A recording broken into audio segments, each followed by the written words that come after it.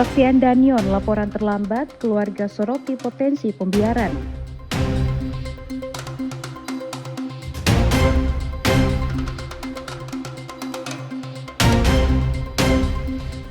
Gerakan pangan murah bantu tekan harga jelang Natal dan Tahun Baru.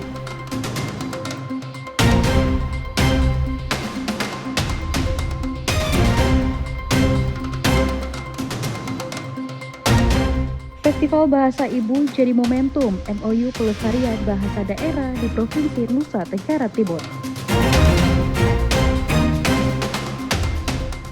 Halo pemirsa, Timur Sepekan kembali hadir menyapa Anda. Selain 3 topik utama tadi, kami juga menghadirkan informasi penting lainnya. Anda juga dapat menyaksikan Timur Sepekan dan program menarik lainnya melalui live streaming www.timortv.com. Bersama saya, Salvi Boruk. Inilah Timur Sepekan selengkapnya.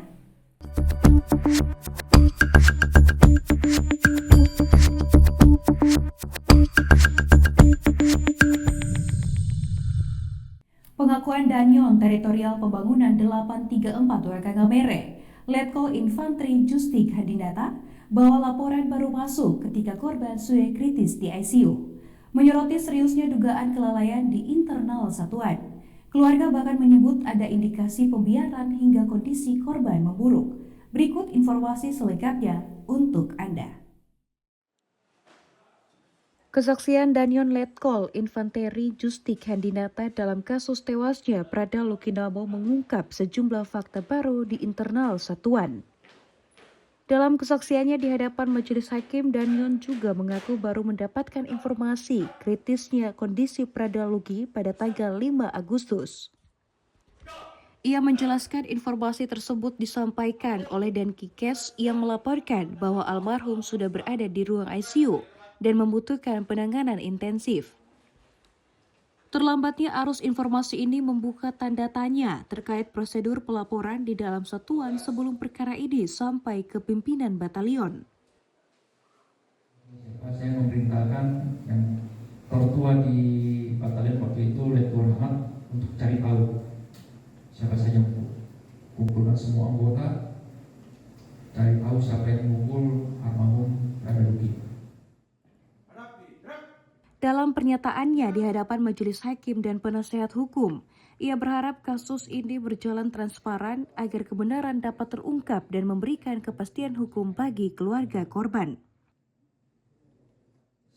Harapan saya untuk permasalahan ini bisa cepat selesai, kebenaran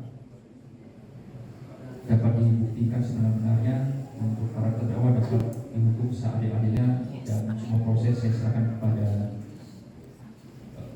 kewenangan dari pihak. Sementara itu, pihak keluarga Prada Lukinamo merasa kecewa dan mempertanyakan keterlambatan informasi yang diterima Komandan Batalion terkait kondisi anak mereka.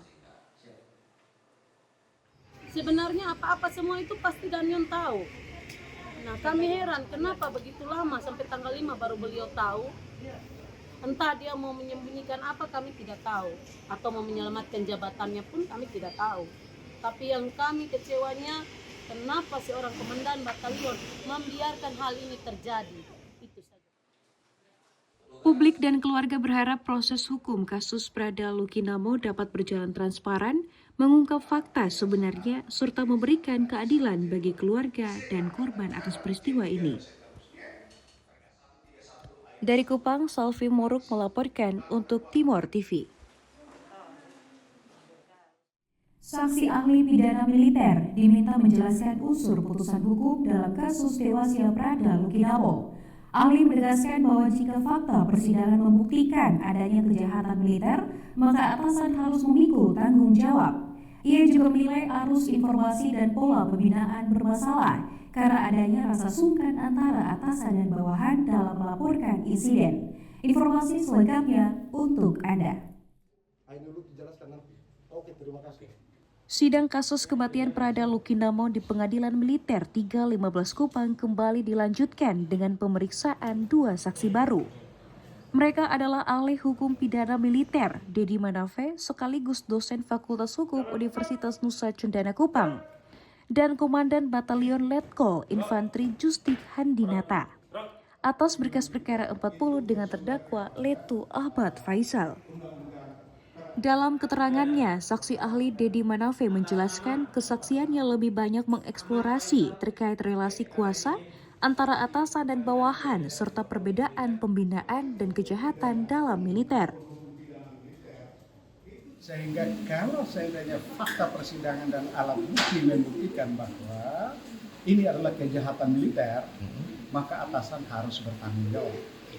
Tapi kalau ini berkaitan dengan pembinaan, maka tentunya ada batas-batas di situ. Berarti ada pelanggaran hukum disiplin militer.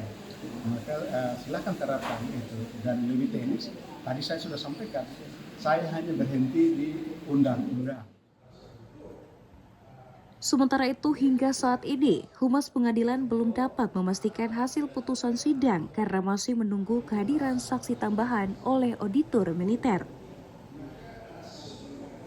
Dan jumlah saksi yang telah diperiksa dalam berkas 40 kali ini sebanyak 11 orang saksi, 7 orang saksi dalam berkas dan 4 saksi tambahan. Untuk 2 orang saksi ini yaitu Infanteri Justik Handinata dan saudara Dedi ini akan dijadikan saksi untuk ketiga berkas perkara. Jadi untuk hari Selasa dan Rabu beliau masih menjadi saksi.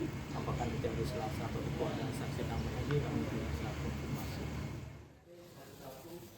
Suasana haru juga mengiringi jalannya persidangan hari ini. Sidang terbuka yang diikuti oleh masyarakat Nusa Tenggara Timur pun menuai berbagai tanggapan. Salah satunya Ibu Mary Kleden. Ia menyebut pembinaan yang dilakukan tidak harus dengan kekerasan hingga menghilangkan nyawa manusia.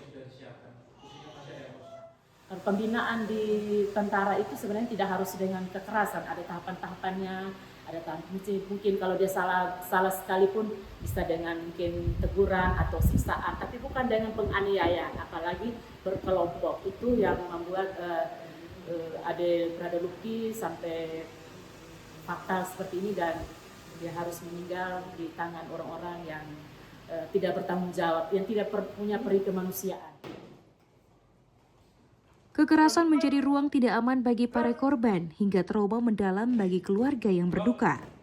Tentu harapan besar agar kasus ini tidak terulang di kemudian hari dan mencederai tubuh instansi manapun di Nusa Tenggara Timur. Dari Kupang, Salvi Woruk melaporkan untuk Timor TV. Upaya pemerintah Provinsi Nusa Tenggara Timur dalam memperkuat perlindungan anak melalui implementasi Konvensi Hak Anak terus dipacu. Kantor Wilayah Hak Asasi Manusia Nusa Tenggara Timur menegaskan penanganan pekerja anak dan pencegahan pernikahan dini menjadi prioritas utama. Berikut informasi selengkapnya untuk Anda. Suasana rapat koordinasi perlindungan anak di wilayah hak asasi manusia Nusa Tenggara Timur. Rapat koordinasi yang diselenggarakan Kantor Wilayah Hak Asasi Manusia Nusa Tenggara Timur ini menegaskan komitmen untuk memantapkan implementasi Konvensi Hak Anak, terutama dalam menekan angka pekerja anak dan menghentikan praktik pernikahan dini yang masih terjadi di berbagai daerah di Nusa Tenggara Timur. Kami hari ini melibatkan teman-teman dari lintas sektor untuk bagaimana melihat situasi implementasi Konvensi Hak Anak. Jadi apakah kita melakukan aksi-aksi untuk memastikan anak-anak terlindungi, anak-anak haknya dipenuhi dari semua aspek kesehatan, aspek pendidikan, aspek sosial, dan misalnya bagaimana pemenuhan atau akan akta kelahiran atau dia tercatat kelahiran.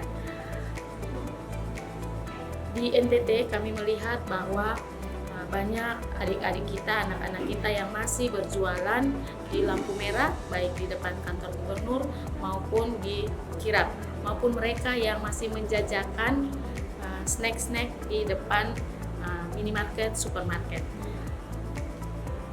Kami berharap dengan kolaborasi bersama teman-teman dari perangkat daerah terkait maupun teman-teman dari NGO, kita bersama-sama bisa menemukan solusi terbaik untuk adik-adik kita yang masih tereksploitasi, harus bekerja di jam-jam di mana mereka harusnya bersekolah, di jam-jam di mana harusnya mereka ada di rumah.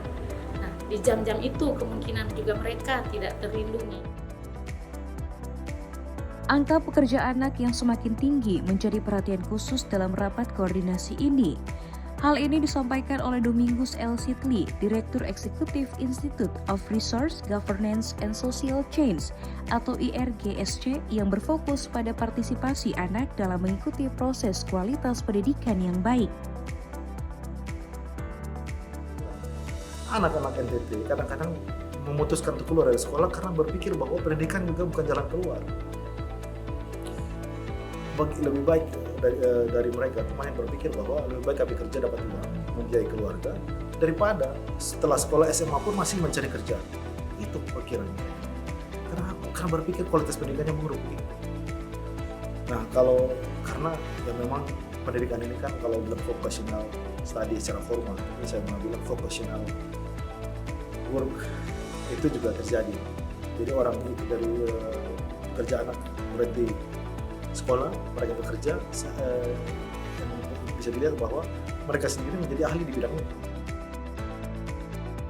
Melalui langkah terpadu dan pengawasan ketat, Kantor Wilayah Hak Asasi Manusia Nusa Tenggara Timur menegaskan komitmen untuk melindungi setiap anak dari kekerasan, eksploitasi, serta praktik yang mengancam masa depan mereka. Dari Kupang, Rian Builima melaporkan untuk Timor TV. Penertiban lalu lintas di Nusa Tenggara Timur mulai mengujar perhatian. Petugas turun serentak di banyak ruas jalan untuk menyasar pelanggaran kasat mata. Operasi ini digelar selama 14 hari dan menjadi bagian dari upaya menurunkan angka kecelakaan menjelang libur Natal dan Tahun Baru. Berikut informasi selengkapnya untuk Anda.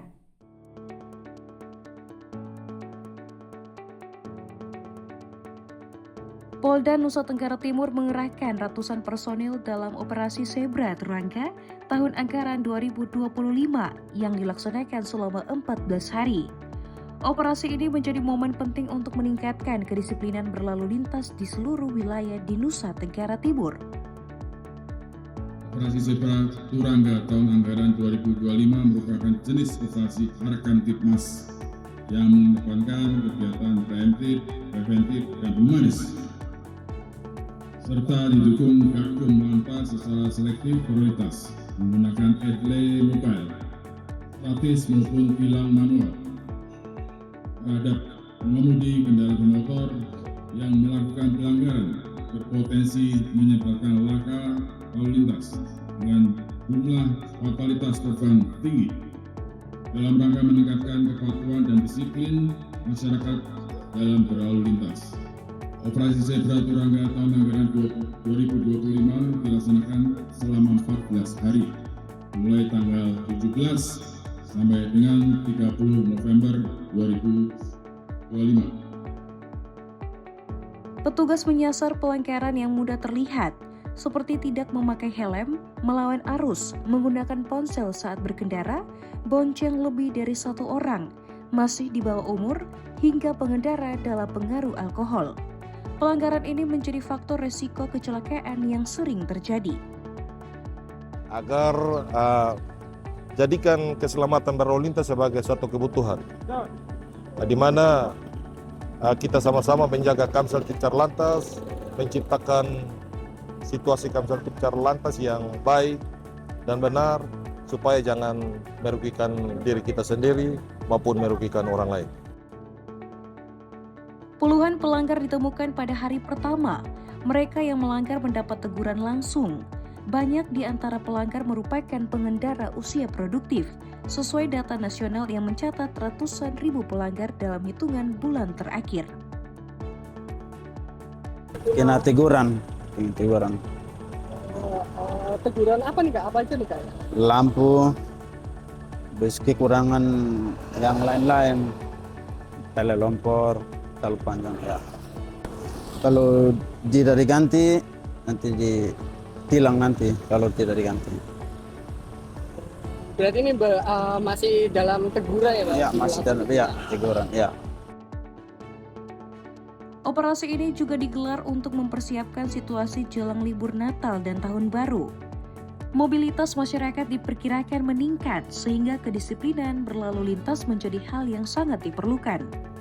Melalui operasi ini, Polda Nusa Tenggara Timur menargetkan penurunan pelanggaran dan kecelakaan lalu lintas. Masyarakat diajak untuk turut menjaga keselamatan di jalan agar perjalanan tetap aman dan tertib. Dari Kupang, Asrof melaporkan untuk Timor TV. Rapat koordinasi Bawaslu Kupang bahas akurasi data pemilih. Informasi selengkapnya akan hadir sesaat lagi. Tetaplah bersama kami.